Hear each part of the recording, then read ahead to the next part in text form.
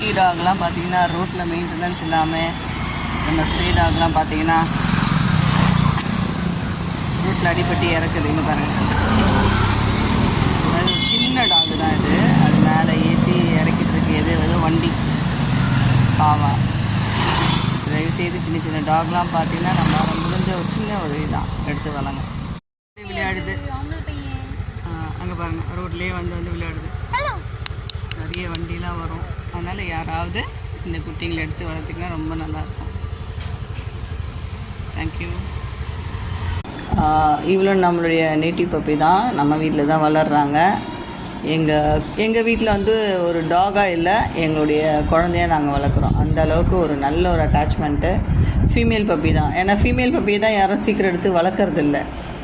Female பப்பியை வளர்த்து பாருங்கள். ஆணை விட ஃபீமேல் பப்பி தான் அதிக வேகமாகவும் அதிக ஷார்ப்பாகவும் இருக்கும். அது இவகிட்டே